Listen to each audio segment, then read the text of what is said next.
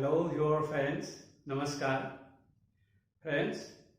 आपने कई बार ऐसा महसूस किया होगा कि आपकी कुंडली में अच्छा प्लैनेट का पीरियड चल रहा है, जो कारक है ऐसा प्लैनेट का महादशा और अंतरदशा चल रहा है, और आप आस लगाए बैठे हैं कि इस पीरियड में मुझे अच्छा परिणाम मिलने वाला है। लेकिन वास्तव में ऐसा नहीं होता। कई बार इसी प्लैनेट की पीरियड में बाधा, ऑब्स्ट्रक्शन झेलना पड़ता है। कार्य क्षेत्र में बहुत ज़्यादा परेशानियां होती हैं। आप बिजनेस में हैं तो बिजनेस का ग्रोथ सही तरीके से नहीं होता, फ्लो में कट होता है। बिजनेस एक्सपांशन में रुकावटें आती है, ग्रोथ नहीं होता। आप अगर एम्प्लॉय हैं तो वर्क प्लेस में टेंशन, एंजाइटीज होता है।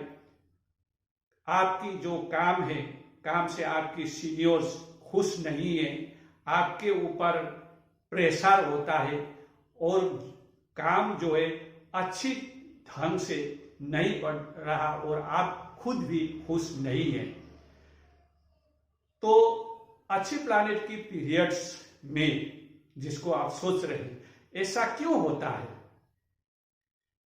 इसी के ऊपर आज की चर्चा है फ्रेंड्स। और ऐसा प्लैनेट को बाधक कहते हैं। बाधक की अगर आपकी जो अच्छा प्लैनेट आप सोच रहे हैं, कारक भी है भी और इसका पीरियड चल रहा है और वह बाधक है और बाधक किसकी घर में बैठा हुआ है, तो इस तरह का रुकावटें, आपको परेशानियां, ऑब्स्ट्रक्शन, चैलेंज आपको मिलेगा।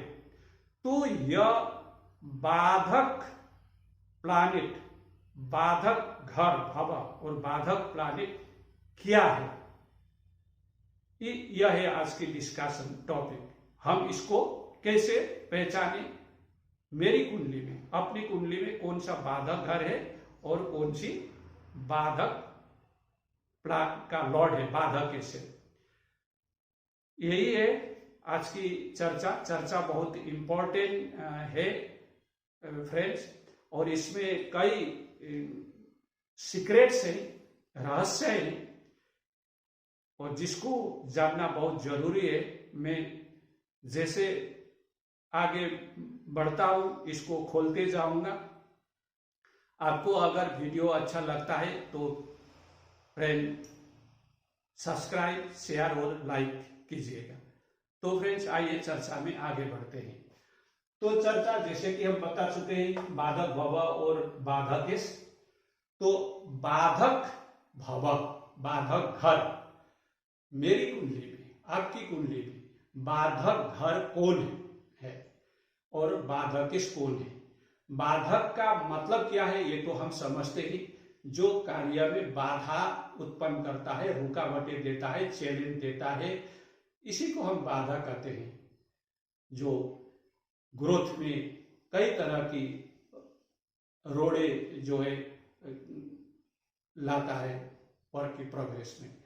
तो बाधक भव और बाधक केश, फ्रेंड बाधक घर को और बाधक केश को पहचानने के लिए हमको लग्न को देखना है और लग्न की राशि को देखना है, क्योंकि बाधक और बाधक केश लग्न से निकाला जाता है और लग्न की राशि से। इसीलिए आपकी कुंडली में जो भी लग्न है उसको देखना है और उसकी राशि देखना है। राशि कौन सी है, राशि इसलिए फ्रेंड्स, जो चरा राशि है, चरा राशि के लिए लगन से 11वां घर बाधक घर होता है और उसका अधिपति बाधक केश होता है। जैसा कि फ्रेंड्स आप देख सकते हैं, यहां मैंने लिखा है चरा राशि मोवेबल साइन का जो 11th हाउस होता है, ये बाधक भव होता है, बाधक का घर होता है, और इसका जो लॉर्ड है, स्वामी है, वह बाधक केश होता है। और चरा राशि कौन सी है ये भी मैंने यहाँ लिखा है फ्रेंड्स आपके लिए। चरा राशि मेष, कर्क, तुला और मकर। तो इन 4 राशियों में से कोई भी लगन होता है तो इनका 11वां घर बाधक घर होता है और उसका अधिपति जो होता है वह बाधकेश होता है। और अगर हम स्थिर राशि की बात करें तो स्थिर राशि के लिए जो 9th हाउस जो बाधक का घर होता है और उसका स्वामी बाधकेश होता है। और स्थिर राशि कौन से हैं? वृषभ, सिंह, वृश्चिक और कुंभ, ये स्थिर राशि। इनके लिए 9th हाउस और 9th हाउस का लॉर्ड बाधकेश होता है। और द्विस्वभाव राशि के लिए 7वां घर 7th हाउस बाधक घर होता है, बाधक भव होता है और उसका लॉर्ड बाधकेश होता है। और द्विस्वभाव राशि कौन से? मिथुन, कन्या, धनु और मीन। आप स्क्रीनशॉट ले सकते हैं, आपके लिए काम में आएगा इसको अगर स्क्रीनशॉट लेंगे तो इस तरह से हम अपनी जो बार चार्ट है या जिसकी बार चार्ट हम एनालिसिस कर रहे हैं उसकी लगन के अकॉर्डिंग कौन सी घर बाधक है और कौन सा प्लैनेट बाधकेश है इसको पहचानते हैं। तो बाधकेश का पीरियड जब आएगा, अंतर्दशा जब आएगा, तब यह बाधा, अड़चनी, रुकावटें, चैलेंजेस पैदा करेगा। कौन सी घर में? वो जो प्लैनेट है आपकी बाधकेश उसका जो कारकत्ता है वो कारकत्वों के अकॉर्डिंग जिसका कारकत्ता है उस कारकत्व में वो देने में बाधा प्रदान करेगा। परेशानियां होगी, बहुत अड़चने आएगी, दिक्कतें फेस करना होगा, होता लगता है नहीं होता, इस तरह का होता है। और बाधकेश और बाधक जो घर है उसमें अगर कोई प्लैनेट बैठे हैं, जैसे हमारा यहाँ यह है, मान लेते हैं यह है बाधक है, ये जो धनु लगन का कुंडली एक उदाहरण के लिए मैंने यह बनाया है, इसके ऊपर हम डिस्कस करेंगे। तो ये बाधक है। अगर धनु लगन के लिए ये मिथुन राशि बाधक हुआ 7th हाउस। तो यहां अगर कोई प्लैनेट बैठा है, मान लेते हैं यहां शुक्र बैठा है, तो क्योंकि बाधक घर में बैठा है तो शुक्र के पीरियड में शुक्र संबंधित जो उसकी कारकत्ता है इन चीजों में हमको जो है दिक्कतें आएगी, परेशानियां आएगी, रुकावटें आएगी। और यहां वेनस बैठा है और अगर जो तो इसकी जो कारकत्ता वाली दिक्कतें आएगी। और 7th हाउस की जो इंडिकेट करता है 7th हाउस, वहां भी जो है जो पार्टनरशिप में बिजनेस हुआ, ट्रैवल हुआ, पत्नी के साथ में, पार्टनर के साथ में जो रिलेशनशिप हुआ उसमें, व्यापार में जो दिक्कतें होती है। इसी तरह से 7th हाउस का जो लॉर्ड है तो उसकी जो पीरियड आएगी तो यहाँ हमारा 7th हाउस का लॉर्ड बुध होता है। तो बुध की कारकत्ता कम्युनिकेशन में दिक्कतें होगी, हर किसी की कम्युनिकेशन में। और क्योंकि वो जिसका कारकत्ता है, व्यापार का है, बुद्धि का है, पीछ का है, और 7th हाउस का लॉर्ड है, चूंकि वो 7th हाउस का है तो 7th हाउस का उस घर का वो बाधा, फल देने में बाधा प्रदान करेगा। यहां यह पॉइंट क्लियर होना है फ्रेंड्स, बाधा देता है, इसको नकारता नहीं, ये डिले करता है और ऑब्स्ट्रक्शन करता है और फल को ऑब्स्ट्रक्शन विथ आफ्टर ऑब्स्ट्रक्शन देता है, लेकिन फल देता है। लेकिन जो एक स्मूथ फ्लो होना चाहिए, जो सीमलेस फ्लो होना चाहिए काम की जो है प्रोग्रेस की, उसकी जो फल देने की, वो नहीं होता। यह है बाधक इसकी। इस तरह से ये प्लैनेट काम करते हैं फ्रेंड्स। यहां और एक चीज कंफ्यूजन वाली है, कंट्राडिक्शन वाली है। अब इसको हम देखते हैं। तो फ्रेंड्स यहाँ जो हमने जो पाया कि चरा राशि के लिए जो मेष, कर्क, तुला और मकर के लिए जो 11वां घर होता है वह बाधक घर होता है, उसका लॉर्ड बाधक होता है। लेकिन हम यह जानते हैं, यह बेसिक रूल है फ्रेंड्स, कि 11वां घर जो है वो गेन का है, लाभ का है, वो हमारा डिजायर फुलफिलमेंट का है। तो यहाँ फिर बाधक भी है 11वां घर, ये चरा राशि की लगन वाले लोगों के लिए। तो यह कंफ्यूजन थोड़ा आता है।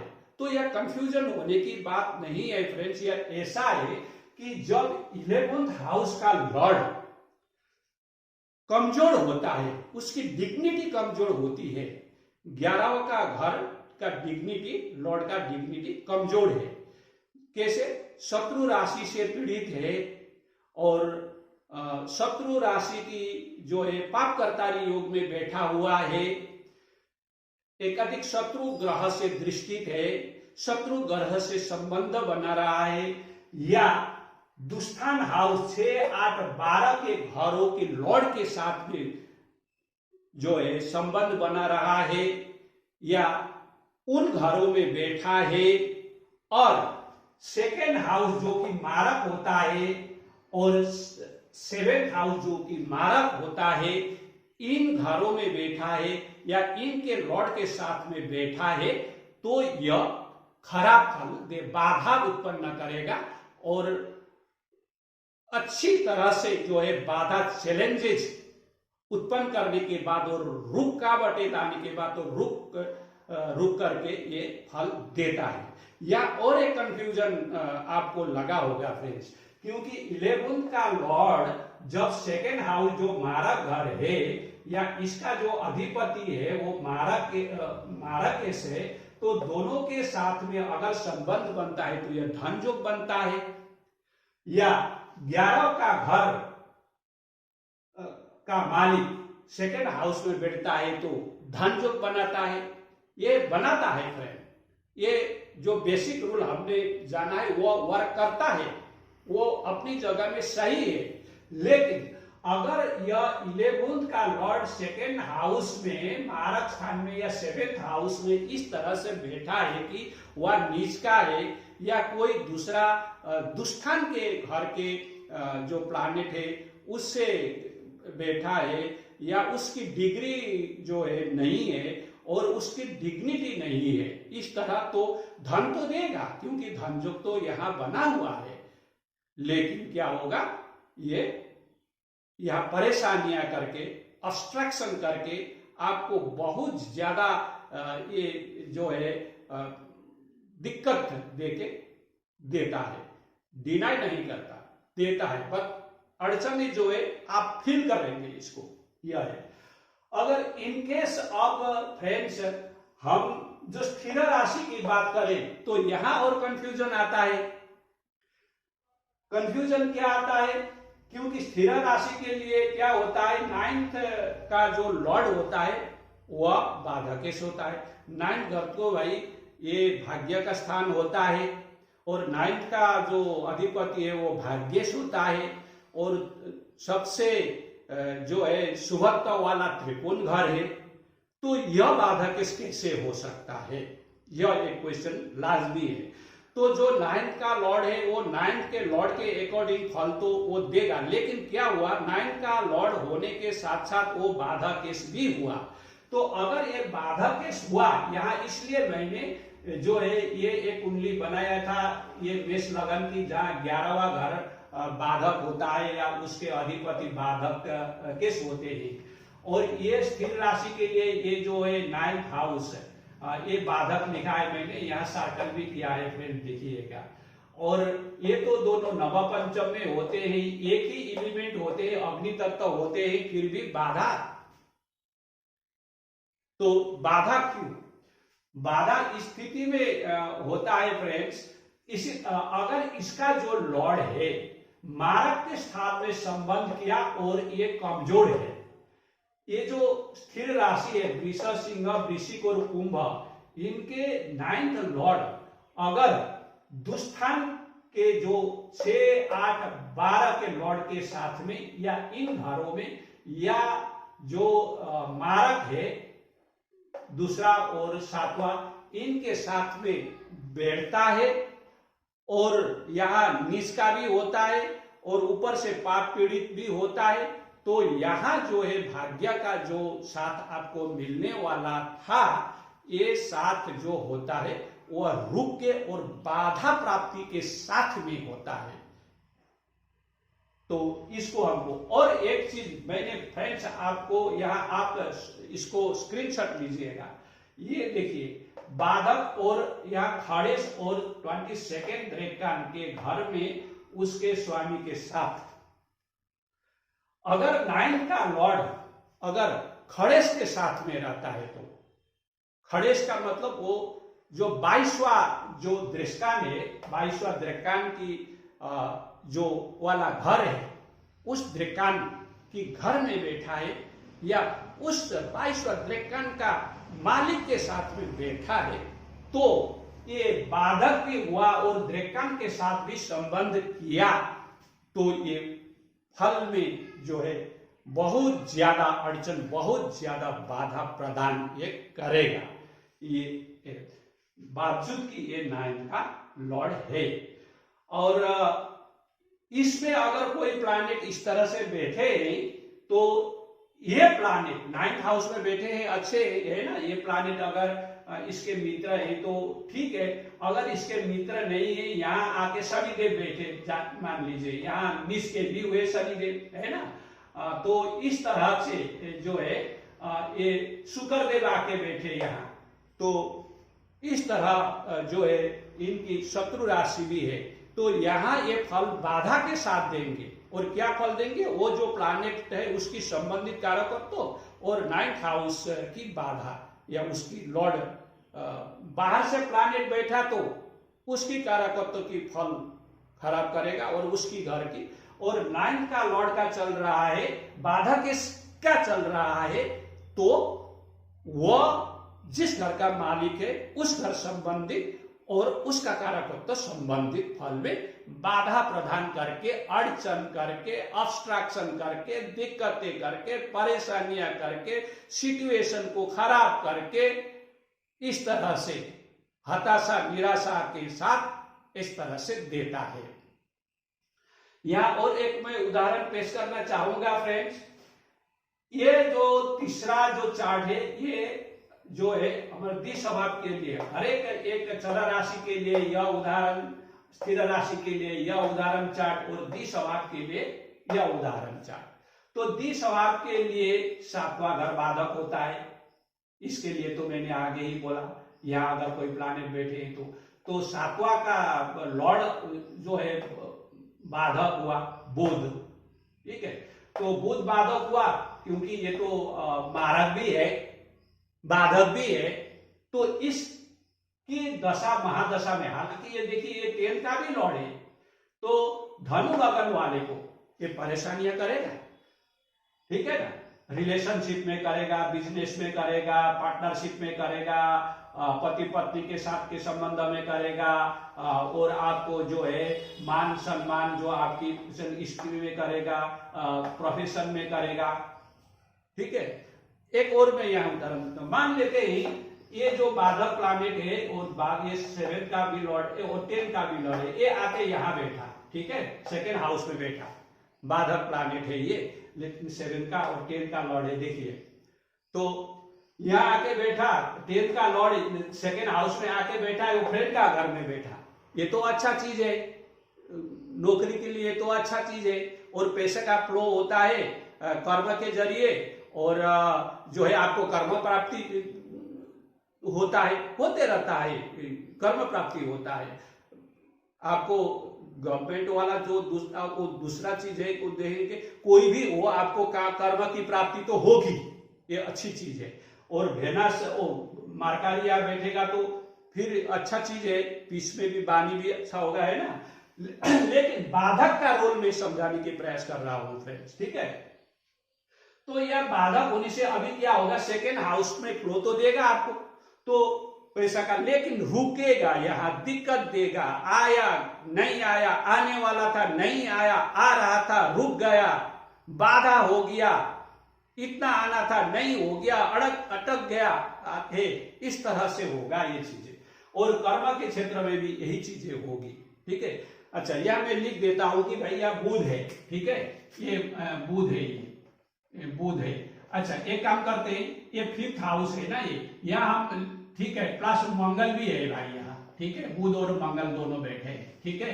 तो मंगल तो यहाँ केंद्र का है और बुध तो मंगल त्रिकोण का, और ये जो बुध है 7th और 10th हाउस का।